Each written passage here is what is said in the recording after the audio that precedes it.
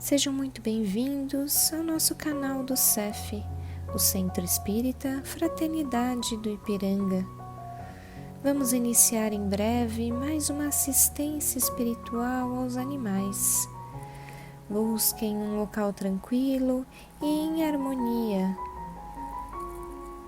Nós também orientamos que deixem um recipiente com água próximo para que ela seja fluidificada posteriormente.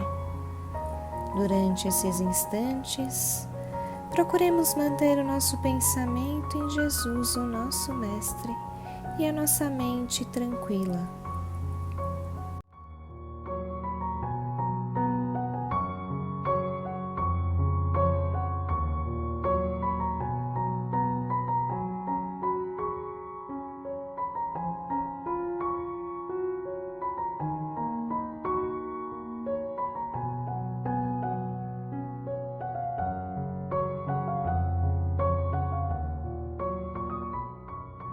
Olá, seja bem-vindo, bem-vinda a mais este conteúdo aqui no canal do CEF, o Centro Espírita Fraternidade do Ipiranga.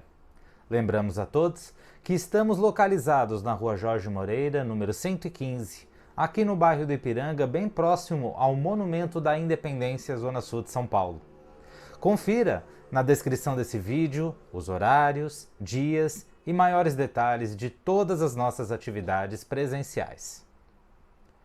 Vamos, antes da nossa reflexão de hoje, preparar aquele recipiente com água para nós, tutores, e para os nossos queridos animaizinhos, os nossos tutelados, pois ao final de nossa reflexão, esta água será fluidificada. Então convido a todos a fecharmos os olhos para a nossa preparação, praticando assim uma respiração mais profunda e serena, para que possamos entrar em sintonia com toda a espiritualidade amiga que aqui já está a postos para a nossa comunhão de hoje. Agradecemos ao nosso anjo de guarda e aos demais benfeitores espirituais que nos acompanham em nosso dia a dia, acompanham aqueles que estão próximos de nós. E é com essa irmandade que juntos nós nos elevamos até a fraternidade de São Francisco de Assis, que também nos ampara os nossos bichinhos. É com essa rede de amizade que nós nos elevamos ainda mais alto, na direção da esfera azul de Maria de Nazaré, nossa meiga, nossa doce mãe. Contigo, Maria, nos sentimos abraçados, envolvidos em sua energia, com seu toque delicado, nos acalma por completo. E é contigo, mãezinha, que nos elevamos até Jesus, o nosso mestre, o nosso irmão de hoje e sempre, onde agradecemos mais uma vez pelo Evangelho, por todos os ensinamentos e por toda a luz que desprende a nós enquanto caminhamos sobre a terra. Contigo, Jesus, nos elevamos até Deus nosso Pai, onde agradecemos por todas as oportunidades de crescimento que nos proporciona, onde através de nossa disciplina, perseverança e vontade, trabalhamos para ser cada vez melhores. E assim juntos rogamos: Pai nosso, que está nos céus, santificado seja o vosso nome, venha a nós o vosso reino, seja feita a vossa vontade, assim na terra como ela é feita no céu. O pão nosso de cada dia dá-nos hoje, perdoa, Pai, as nossas dívidas, à medida em que perdoamos aos nossos devedores. Não nos deixe cair em tentação, mas livra-nos de todo e qualquer mal, que assim seja, graças a Deus.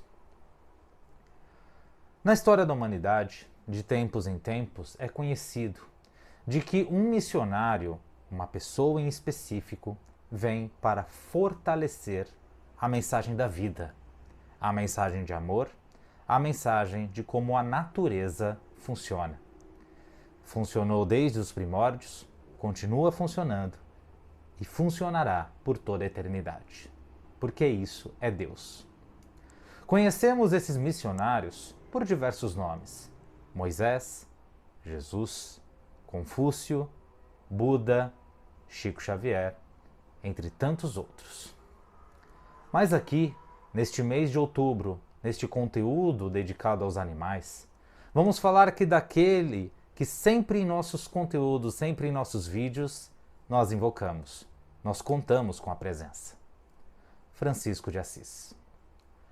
Mais exatamente no dia 4 de outubro se comemora o dia do padroeiro dos animais, o nosso querido Chico de Assis. Mas muito aqui se coloca a sua prece, o seu nome, então gostaríamos de aproveitar esta oportunidade para prestar uma singela homenagem. Não queremos aqui detalhar a sua vida biográfica, isso está muito divulgado na internet e nos livros. Mas gostaríamos de salientar a sua mensagem, reforçando, antes de tudo, sua presença. São Francisco de Assis nasceu na cidade de Assis, onde hoje conhecemos como a região da Itália, no final ali do século XII. Nasceu numa família rica. Seu pai comercializava tecidos por toda a cidade. Então o luxo nunca lhe faltou. Pelo contrário, ele gostava de se exibir, gostava de ser o centro das atenções, era ali ainda dominado durante a sua infância e juventude pelo orgulho, pelo exibicionismo, pela vaidade. No entanto, que no início do século XIII, como ali havia diversos conflitos ocorrendo, uma idade da humanidade da Terra em geral, tanto quanto obscura, marcada por diversas guerras, por diversos conflitos em geral, Francisco não foi diferente e quis se alistar na infantaria, na tropa que iria justamente duelar em nome de sua região, de sua cidade. Foi assim que contraiu diversas doenças que prejudicaram e muito o seu sistema digestivo, sua visão e o deixaram debilitado por toda a sua vida. Impedido por esses males de continuar duelando na praça de guerra, foi se enclausurar em sua casa, nos deveres ali da cidade. E foi quando, através de seus sonhos, através de mensagens mais diretas, passou a receber indicações e o amparo de Jesus. Em um desses sonhos, por exemplo, ele vislumbrava um palácio imenso, cheio de tesouros, cheio de valores, e, como ainda era dominado pelo orgulho material, encarou aquela visão justamente como sendo mais luxúria material. Mas, ao longo do tempo, em suas viagens, em suas visitas a igrejas da região, seu coração foi sendo amolecido. Cada vez mais o plano espiritual regava a semente que ali já havia, pois, na encarnação anterior, Francisco de Assis foi nada mais nada menos do que João o Evangelista, discípulo de Jesus. Em uma dessas mensagens, através de um crucifixo, Jesus fala diretamente aos ouvidos de Francisco de Assis, convidando-o a reconstruir a sua igreja. Ainda com a mente voltada ao material, Francisco vai em busca da reconstrução física da igreja, pois este é o conceito que ele inicialmente entende por reconstrução da Igreja de Jesus.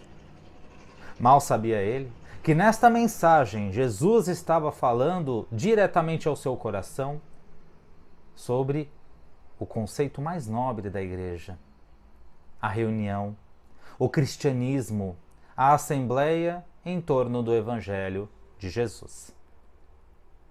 Até perceber que a mensagem que lhe era encaminhada não tinha relação com um material, Francisco ainda navegava ali entre as dúvidas, entre que caminho seguir e o luxo que ainda o cercava. Ele ainda era muito agitado, não sabia exatamente o que fazer, ficava inquieto, desconfortável. Foi quando, sempre ali cercado de luxo, sentia uma aversão, uma distância daqueles que tinham necessidades. Ao ver um leproso, ao ver um pobre, ao ver um miserável naquela região, em torno ali de toda a sua riqueza, ele se distanciava. Inicialmente não queria se aproximar. Não tinha condições de olhar sequer para aquelas pessoas.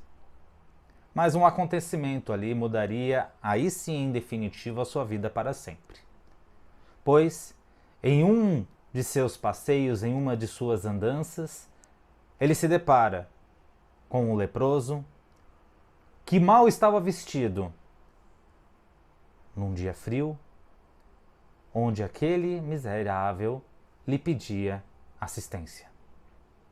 Francisco olha então para aquele leproso e, mesmo sem perceber, se aproxima, impulsionado por uma vontade íntima que desconhecia até então.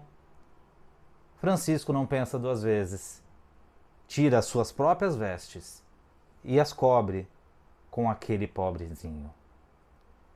O miserável então olha na direção dos olhos de Francisco e Francisco continua olhando também para os seus olhos. E nessa troca de olhar, ao perceber, ao sentir a gratidão daquele pobre, daquela pessoa tão necessitada, o coração de Francisco se irradia, se enche, transborda de um sentimento que até então ele não experimentara. A verdadeira caridade. Ainda no impulso do momento, Francisco abraça aquele pobre, sem se dar conta que todos ali olhavam ao seu redor, porque todos conheciam Francisco pelo oposto, pelo orgulho, pela luxúria, pela riqueza, pelo afastamento. É ali que a visão sobre ele começa a mudar. Inicialmente, rotulam Francisco como louco. Ele ficou maluco? O que ele está fazendo? Porque aquilo ali não era comum na época, muito pelo contrário. Cada vez mais se praticava a rejeição, a distância, o afastamento. Ao retornar para casa, porém, Francisco pega ali vestes, tecidos de seu pai, escondido. Vende a preços muito mais baixos no centro da cidade. E arrecada o dinheiro para terminar a obra da igreja. Seu pai, ao descobrir, ficou obviamente furioso, levou Francisco até um bispo da região, nos olhos de todos, requerendo ali punição. Francisco, convencido da verdadeira caridade que experimentou naquele momento anterior, se dispõe de todas as suas vestes, de toda aquela roupa cara que a sua família sempre lhe concedeu. Fica nu na frente de todos e diz: você foi meu pai até agora. A partir daqui, o meu único pai é o Pai Nosso que está nos céus. A partir daí, Francisco renuncia à sua herança e a todos os seus bens materiais. Veste uma túnica que o acompanharia até o fim da vida e começa a pregar o Evangelho de Jesus. Aqui já está uma mensagem muito forte e impactante, que até hoje poucos têm coragem de fazer, que é se despojar de todos os seus bens materiais em prol de uma causa. Abnegar-se de toda a sua riqueza, de todo o seu conforto, para viver no nada material. Francisco de Assis passara a não ter residência fixa, passara a não possuir nenhum bem, dormir na rua, mas para ele, conforme suas próprias palavras, o doce virou amargo e o amargo virou doce. Ou seja, todo o conforto que ele desfrutara até ali não fazia mais sentido. E aquilo que ele antes repudiava, muito pelo que ele aprendeu naquela encarnação, de como era a sociedade, a terra em geral, a humanidade naquela época, se tornou doce. Porque cada vez mais a partir dali, ele viveu entre os leprosos. Cada vez mais ele deu assistência. E não parou por aí. Francisco cada vez mais pregava em público, cada vez mais procurava as autoridades religiosas da época, como o Papa, para criar ali a sua ordem, que viria a ser a ordem dos frades franciscanos. Uma vez que conseguiu, comunhou ali com aqueles que o seguiam, que igualmente despojaram-se de todos os seus bens materiais para seguir Chico de Assis. E pregou indefinidamente. Sua palavra, sua humildade, seu exemplo alcançou diversos corações. Como Clarice, que viria a ser Santa Clara, que nada mais é do que mais uma reencarnação de Joana de Ângeles, a mentora espiritual do médium brasileiro Divaldo Pereira Franco. Clarice ali acompanhou Chico até o fim de sua vida. A mensagem que Chico de Assis passava nas suas pregações e nas suas atitudes era a proatividade. Não era necessário esperar o mal ocorrer para retribuir com o bem. Não, muito pelo contrário. Chico estava convencido de que sua capacidade de fazer o bem era predominante e era ativa. Por isso ele ia a todos os corações que sofriam para pregar, para abraçar, para acolher. Porque tinha absoluta certeza de que estava com Jesus e Jesus estava com ele. De que quanto mais ele se abnegasse de si próprio, mais ele cuidaria do coletivo. E foi assim, abraçando corações e corações, que ele não só converteu Clara para o acompanhar, como também transformou a vida de muitos daqueles que até então eram invisíveis à sociedade da época. Na sua oração, Francisco de Assis prega mais uma vez a questão da atitude, de não ficar passivo em torno das misérias alheias, dos males que acometem o mundo. Quando diz, Senhor, fazei de mim um instrumento de vossa vontade, ele coloca-se totalmente à disposição de Jesus, como um trabalhador, como um obreiro. Não é mais a vontade dele ali que impera, mas é a vontade de Cristo. Quando diz, aonde houver ódio que eu leve o amor, Chico não faz ali uma luta entre o bem e o mal, entre o ódio e o amor e o ódio. Não, porque ele sabe que aonde houver amor, o ódio não mais existirá. Aonde houver humildade, o orgulho não mais haverá. Porque é assim na natureza. Quando o bem está, o mal não existe. Ainda assim, conforme as suas pregações com seus companheiros, Chico percebera de que alguns dos seus confrades, estavam começando a criar hábitos, a falar coisas, a pensar de uma maneira desvirtuosa daquilo que ele tinha para si, da mensagem original que havia recebido de Jesus. E começou a ficar preocupado com a obra, porque já chegara ali próximo dos seus 40 anos, com a saúde cada vez mais debilitada e cada vez mais preocupado do que seria da ordem franciscana quando ele partisse. É então que, ao se consultar com Clarice, Clarice sabiamente lhe responde: Francisco, achas mesmo que esta ordem, que este trabalho é seu? Não, ele não é. Todo trabalho, toda atitude em prol do bem vem e é de Jesus. Por que então estás preocupado? Se desapegue deste trabalho, bem como se desapegou de todos os seus bens materiais. Siga em frente, mais preocupado com as suas atitudes do que com o resultado delas, do que com qualquer retribuição. O que importa é o que você faz e não o que recebe. Com essa mensagem inspiradíssima de Clarice, Francisco volta a sorrir. Se desapega do último sentimento realmente de apego que tinha e continua a fazer o bem. Mas e onde vem o relacionamento dele com os animais? Por que Francisco de Assis é considerado justamente o padroeiro dos bichos? Dando sequência após a sua transformação moral, da encarnação que tivera como João Evangelista, que quando João já tinha desenvolvido ali uma mediunidade, já falava com a natureza entre peixes, pássaros, Francisco de Assis exemplifica, ensina a todos de que todo e qualquer animal, bem como outro e qualquer ser vivo da natureza, é criação divina. E se é criação divina, Deus está ali. E se Deus ali está, merece o máximo do nosso respeito, do nosso cuidado, do nosso amor. Francisco, simples como era, trafegava ali entre todos os animaizinhos, sendo acariciado por aqueles que até então dos humanos não se aproximavam, conversando mediunicamente com os animais, ensinando, através de suas atitudes, mais uma vez, de que todos podem viver em harmonia, em paz.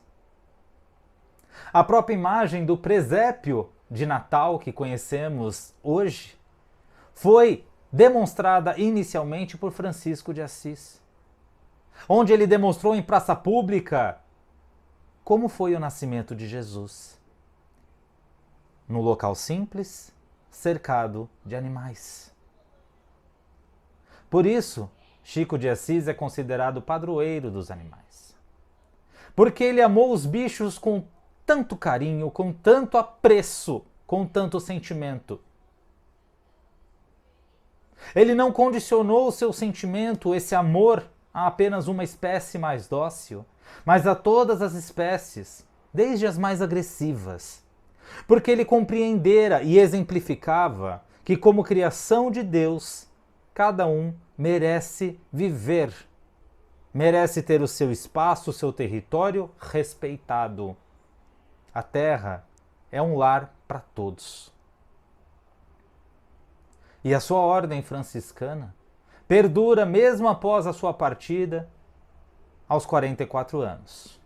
Sim, assim como Jesus, Chico de Assis viveu teoricamente pouco, demonstrando mais uma vez para todos nós que quantidade não é qualidade, de que não precisamos de muito para fazer muito. Novamente aqui, nos tempos contemporâneos, a ordem franciscana continua caracterizada pela simplicidade, pela humildade de não possuir bens materiais e de ter uma vida dedicada a atender o próximo. É por isso que, ao retornar à pátria espiritual, Francisco de Assis deu ali sequência à sua jornada.